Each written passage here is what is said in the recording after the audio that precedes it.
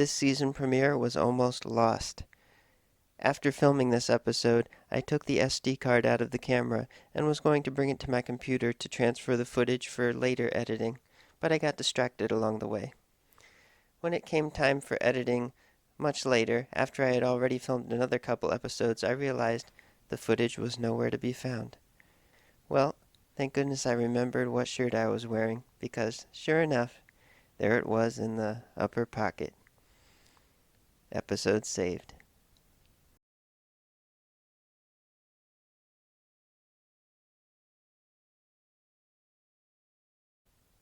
Hi, welcome to the season premiere of Variety Tech Today. Thought we'd take a look at an IMAX 3D movie that's been released on Blu-ray, Flight of the Butterflies. So, first off, let's get the obvious out of the way.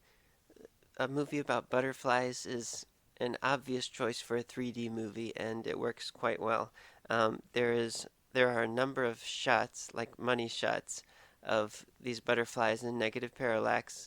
Lots of layers to work with, floating around, similar to other particle effects, except the particles are butterflies, so they're a little bit larger. But you get the idea. And there's multiple of these types of shots sprinkled throughout. Once in a while, there's even some pop out, such as hay being shot out of the back of this farm vehicle. And that was actually pretty effective. I had to rewind that and watch it again, and it was in slightly slow motion, so it worked really well. Now, the narrative of this film was based around Fred and Nora, a real life people who were investigating these butterflies and what happened to them throughout the year, throughout their lifespans and the multiple generations.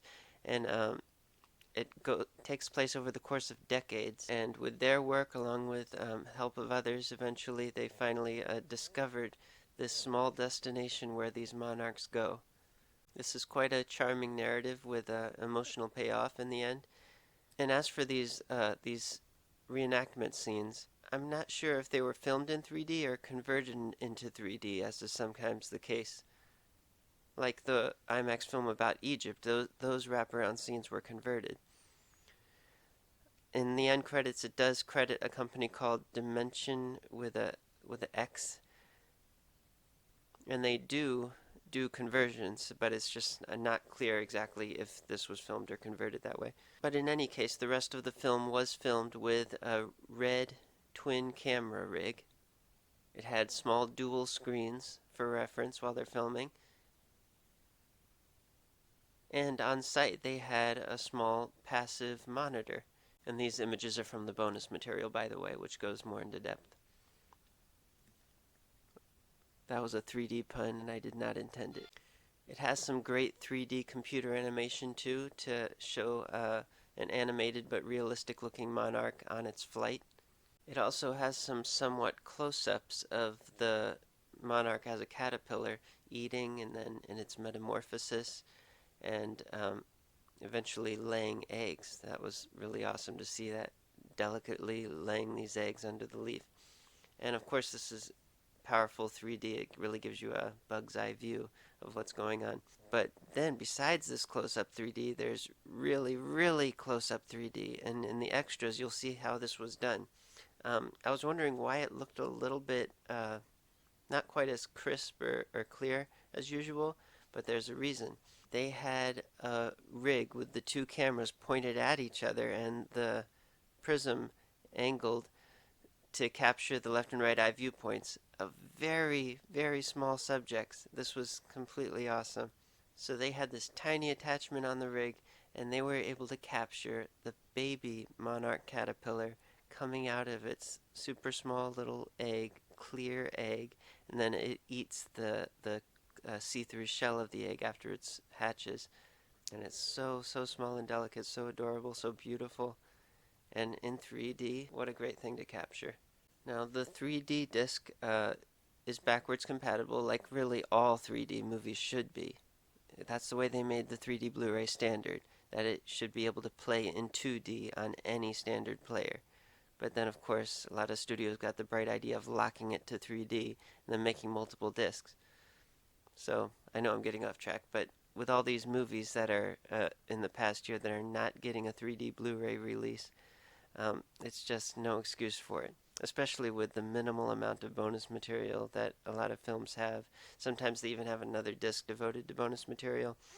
So to not include the 3D version on the main disc, which they could do, and then have it be backwards compatible for 2D, there's just no reason at all. Just sad. But anyway, that's what this disc does. The 3D and 2D are on the same disc. And it also comes with the 4K Ultra HD, and in fact, that's the one that's primarily promoted. It's interesting. Usually, like 4K HDR is the default on a 4K disc, but this gives the unusual preference of choosing 4K or 4K HDR. Um, the 4K version, I mean, it's I guess a little bit sharper, but it's not a huge leap. So I mean, 3D all the way, and that's with most films. That's the preference I would have. If there's a bigger difference, 3D is definitely the more immersive difference. And honestly, the HDR version, it just looked like they pumped up the contrast. In a lot of ways, it just looks worse to me. It's not real. It's not realistic. It brings out anomalies in the picture. It just was not crazy about it. Kind of reminded me of the early days of color television and Technicolor movies, where the color was just had that weird, unnatural look to it. It was too much. It was over the top. So that's what this HDR version is, at least from my viewpoint. So yeah, 3D all the way. Flight of the Butterflies, as it said, a must-see. Yeah, I agree. It is. Good for a 3D collection.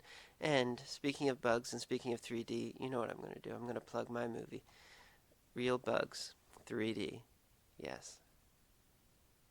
This is a 51-minute film. It also has an hour and a half of extra, so total time is 2 hours 21 minutes. And it also includes an anaglyph version. And I'm going to come right out and say it. The 3D is stronger in this than in this. Yes. Yes, this might have some epic cinematography, but this has some pretty good cinematography too, and the 3D is really strong. Like, you got a lot of parallax, but if you got a good system, like I have my projector, I have no ghosting or anything. It's just really strong dimensional quality. It's very immersive, very immersive. So you got some beautiful, crisp, high-definition videography of butterflies, yes, but also bees, bumblebees, and uh, flies, and moths, and dragonflies, and there's a segment of spiders and their webs, and spider webs work very well in 3D too, especially when there's raindrops on them. So Real Bugs 3D, look it up, now available on Blu-ray 3D. Its predecessors are also available on Blu-ray. These are only 2D. I combined them on one disc. These Real Bugs 1 and 2. They're also on some streaming services if you look them up, but the 3D version of this will only be on Blu-ray for what I can see right now. The 2D version will probably come to streaming soon, but yeah. So I'll see you next time.